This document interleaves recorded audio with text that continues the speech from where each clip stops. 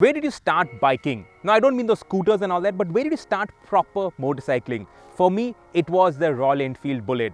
Back then, 20 years ago, bullets, they were neither cool nor desirable. But when all the bikes were 100s, 125s, the rare 150, in my head, the Bullet was super cool, super desirable, and with that rocket exhaust, a super hooligan. That's where my life, my career testing bikes and then cars started. And that's why I have a soft spot for Royal Enfield.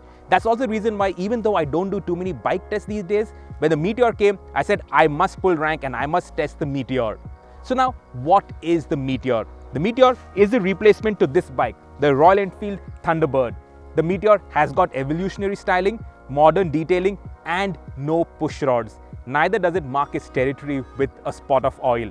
The task at hand right now is to tell you how much better the Meteor has become compared to the Thunderbird, and if the Meteor can actually rocket Royal Enfield sales even further.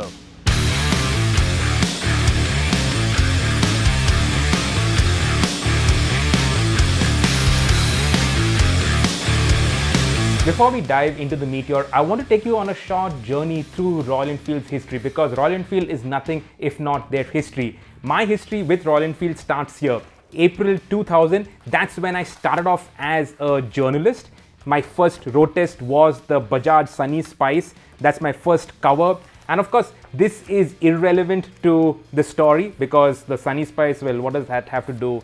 My first road test, what does that have to do with Royal Enfield? But this is relevant because a month earlier, Sachin Chauhan tested the Enfield Machismo. And once he left Overdrive eventually to join and find his calling at Royal Enfield, this became my long-term test motorcycle. And this is where my love affair for Royal Enfields were kindled. So from there, obviously more motorcycles were launched. This is one of the important ones. I've highlighted it here. And of course, those days, there weren't that many motorcycles in any case that were being launched. The Lightning 350. Now, Siddharth Lal in his blog on the Meteor spoke about the Lightning 535. I never wrote that because that was way before my time, and I'm only 20 years in the business. But the Lightning 350, for its time, was a really good motorcycle. So Lightning Strikes again, this is the road test that I penned. This was the first motorcycle with a 5-speed gearbox from Royal Enfield with the gears on the correct side, and it was one of the fastest motorcycles of its day. We tested it doing 110 kmph top speed, which was really fast for those days. The Lightning 350, we did a comparison test with the Eliminator, the Kawasaki Bajaj Eliminator. These were two of the most desirable motorcycles back then. We rode it from Pune to Mahabaleshwar and back, Bertie and myself at Overdrive. Great fun ride, fun times, simple times. We used to ride, we used to shoot our own pictures, and we did not complain about anything. So Siddharth Lal at the helm, he made the announcement that there would be a new motorcycle from Royal Enfield every 6 months, and he more or less hit those targets. So after the Lightning 350, which I don't think was ever launched because that motorcycle that we had was never registered, it was on a temporary number plate, came this, the Bullet Electra, again with an AVL engine, so technology was getting better, the brakes were getting better, the gearbox was getting better, not up to modern standards, but it was getting better, and it still looked really cool. I loved the way the Electra looked. And then came the Pulsar, and of course, we started to lose interest in Royal Enfields because the Pulsar was the start of sport bikes, sort of sporty bikes in the country. Back to Royal Enfield, and the next one that I've marked out is this. Now, this was when? June 2002, the Thunderbird. For its time, it was the most advanced motorcycle that Royal Enfield had built with a disc brake, which was a very big deal back then. This also came with an electric start, which was a really, really big deal back then, even though our test bike still hadn't got the electric start. Kick-starting this bike was not so easy, let me tell you that much. This became my long-term test motorcycle, which I really had good fun times on. That's me on my long-term test Thunderbird. With this motorcycle, I joined the Pune chapter of the Royal Enfield Club, the Road Shakers. Had quite a lot of fun rides with them. And then this was, I think, one of the nicest rides that I did back in the day. This was with the Reds, which was what the Royal Enfield group was called back then, where we rode Royal Enfields from Pune to Pakistan for the cricket match. Now, of course, at the border, they said that Indian bikes, Indian registration, Indian licenses, you can't cross the border. So we left our bikes at Amritsar and took the train. But it was an awesome ride. It was an awesome experience. Watching the cricket match in Pakistan, which remains the only cricket match that I've actually watched live, was brilliant.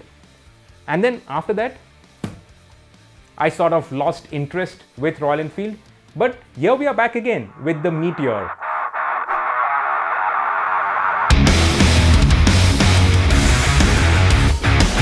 Now, the reason why we have the Thunderbird here is to give you a visual representation of how the Meteor has evolved. Obviously, the styling is evolutionary. This looks like it has got the genes of the Thunderbird, but it is definitely more modern. Modern paint finish, better build quality, nicer switchgear, newer clocks, all of that, new cycle parts. In fact, the big difference visually is this engine. Now, the engine of the old Thunderbird is very tall, and that's because it has push rods. This new Meteor engine is brand new. It's got an overhead cam, and that's why it is shorter. Obvious benefits to dynamics, lower center of gravity, plus with the new frame, better handling. All of that we will come to when we actually start riding. Like I said earlier, it is evolutionary and not revolutionary. Look at them both. The silhouette is quite similar.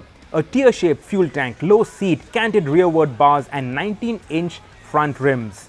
Royal Enfield is playing it safe here, and you can tell because nobody gives the Meteor a third glance. Much like on the Thunderbird X, you get funky colors to choose from, and this fully loaded Supernova also gets a windscreen, pillion backrest, dual tone paint and those flashy machined alloys. If it ain't broke, don't fix it, and that's exactly what they've done. Which brings us to the present. Back in 2000, Royal Enfield sold 24,000 motorcycles. In 2010, it went up to 54,000 motorcycles. And in 2019, they did 5 lakh motorcycles. Obviously, 2020 has been a washout for everybody. Royal Enfield, they built the Classic, the 350, the Machismo, the Electra, the Thunderbird, then the Continental, the GT, then the all-new bikes, the Himalayan and the fantastic 650 Twins. CEOs and CFOs of other bike companies watched and wept as their share price took off. In 2000, Eicher Motors, the parent company of Royal Enfield, their share price was around $6. In 2017, it hit an all-time high of 3,200. If I'd invested the cost of a bullet in Eicher shares back when I started off, I would be sitting on a Porsche, and not a Sada Porsche, but a GT3 Porsche right now. That is how much Eicher shares have rocketed, and that's why all other manufacturers want a piece of the Royal Enfield pie. Bajaj with the Dominar, then they tie up with the manufacturing tie up with Triumph and obviously Husqvarna, TVS with BMW Motorrad, and now they've bought Norton outright. Honda, even they are jumping in with the Highness 350. I don't know what's with that name. Let's not go there, but Honda is also jumping in. There are others, the Benelli, the Java Classic Legends basically. They also will bring BSA and Yazdi. So there are a whole load of rivals coming in, and the Meteor has a real task on its hand. And with that, enough of the verbal diarrhea. Let's get on with the riding.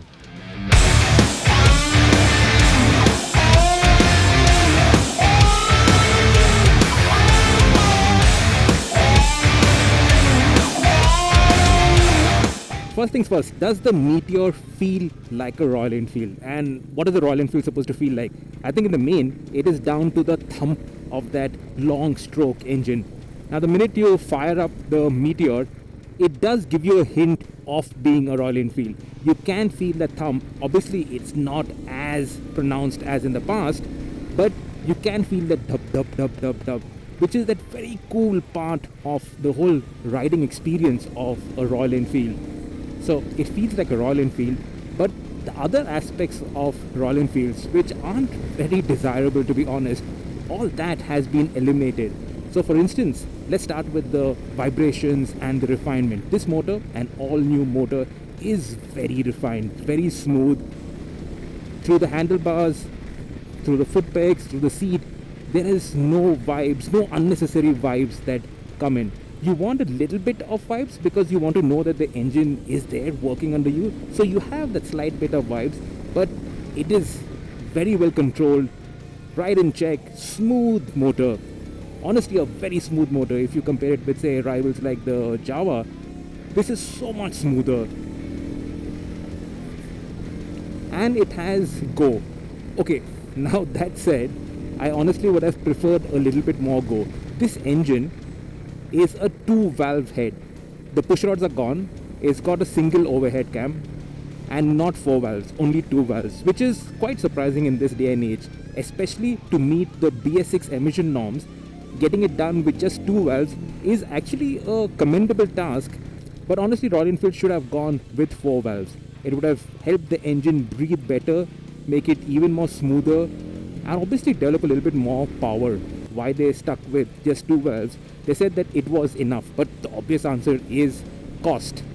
A 4 valve head is more expensive than a 2 valve head, and Royal Enfield has to get those volumes from the Meteor, and those volumes will only come if the pricing is right. So that has been done for cost purposes. The gearbox, it's a 5-speed gearbox, it's not a 6-speed gearbox. Again, in this day and age you'd expect a 6-speed gearbox. Obvious reason why it's not a 6-speed is because of cost, but otherwise the Meteor does not feel built to a cost. The quality, the finish, the refinement all feels really good. Only thing, there are a few sore spots. I think the most obvious one is the fuel filler cap, which feels really not nice. Let's put it that way. When everything else has been put together so well, this fuel filler cap is a jarring sore thumb. And the second is this fly screen on our test bike. Now this is an accessory, but it is part of Royal Enfield's genuine accessories business. So it's basically a factory fitted accessory, and for a factory fitted accessory the quality is terrible on the fly screen. Otherwise, in terms of equipment, there is this Trippy, which is a cool addition. It pairs to your phone via the Royal Enfield app via Bluetooth, and then you get turn-by-turn navigation, which is a cool thing to have. It also has a USB slot on the left handlebar, so if your phone is running low on charge, you can charge it.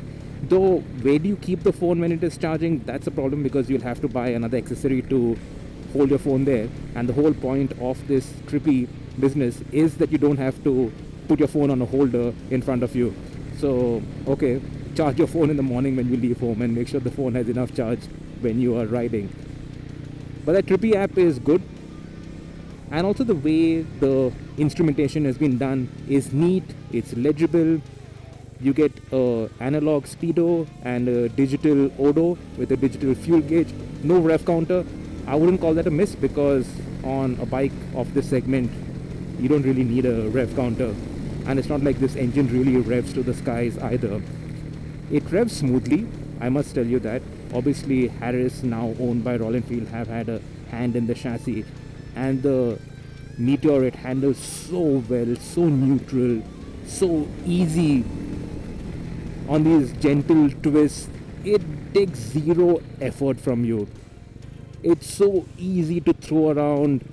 Now obviously this is not a sports bike, and the riding position also is not sporty, but easy corners on state highways, it takes so nicely. You can get into a nice easy flow and just keep chewing away the miles. It also has very good ride quality. The comfort is surprisingly good. So over little broken patches, you barely feel anything. And the best part is, when you're going around a bumpy corner, this chassis doesn't throw the Meteor offline. It holds its own. The tire grip is good. It's really impressive. I think the most impressive part about the bike is the chassis and the ease with which you can ride. The riding position also is very good. Now the Thunderbird, it had a compromised riding position because the foot pegs were not little forward set. So the handlebars were outstretched, but the feet were little cramped. This riding position is very nice. It takes a little while to get used to it, and how to use your legs to jump over speed breakers to lift yourself off the saddle. But once you get used to that, it's a really nice riding position. It's very comfortable. I rode its rivals recently before riding this, and this riding position is significantly better. The seat is more comfortable. It's supportive yet comfortable, and overall it's a nice bike to take on a long ride. Of course, I would have preferred more power. When I started riding it, you rev it to the max, you really pull everything that you can out of the engine, and you are still left wanting for some more power. This is a 350, and I think 350s now, they need to have a little bit more power. to keep you interested in this whole genre. There are sportier bikes with less capacity that move far more smartly. So I guess that's also another reason why they should have had the 4-valve head, to get a little bit more power out of this engine. And yes, before I forget, I must also mention the gearbox. Normally all Royal Enfield gearboxes, little clunky, not so nice. But this is good, it is smooth, it is slick. But from first to second, I've caught neutral far too often for comfort. Now first I thought it was because of the gear lever, because it is really not well designed. When I was using it with my toe, my heel was fouling with it, so I thought maybe that's why I was getting neutral, but then I kept getting it. So there is something in the box that is not 100% alright. But from second all the way to fifth, didn't find any false neutrals. Braking is only average, and the feel from the brake lever also isn't great. It's a little spongy, not as sharp and responsive as I would have liked.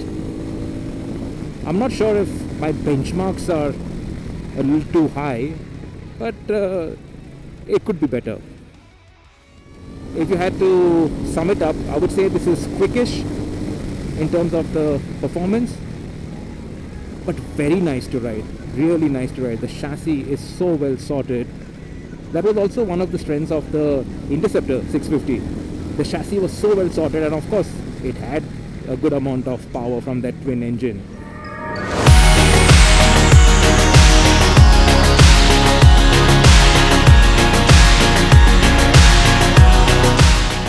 I'll be honest, it's been a while since I rode the Thunderbird, and the first thing that comes to mind is, oh god, we actually used to ride these bikes. The vibrations are a fair bit, the chassis is okay, the ride is just about okay, the riding position, I'm not a big fan, especially these handlebars. The vibrations, did I mention vibrations? Well, there's plenty.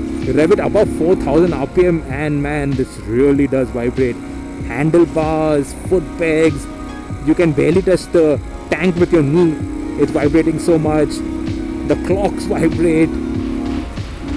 It's all a vibe fest.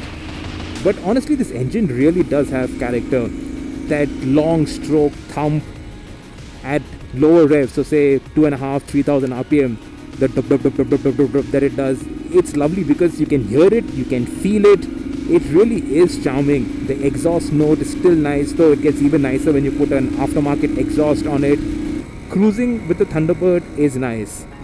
I don't know about living with it every day, at least not in this day and age. But then again, that's all moot because the Thunderbird is no longer there.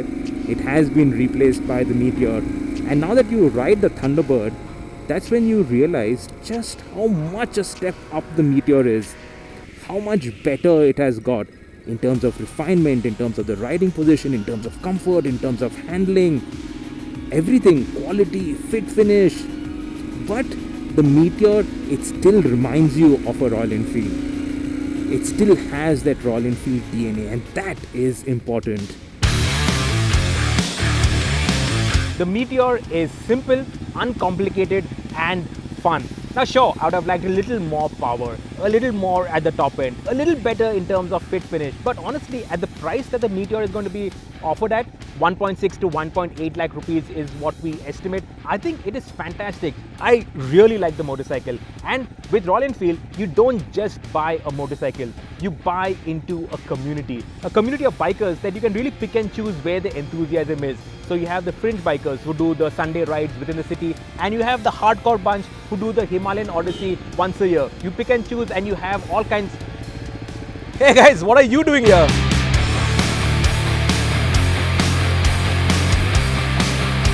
Subscribe to the Evo India channel and hit the bell icon to keep pace with the thrill of driving.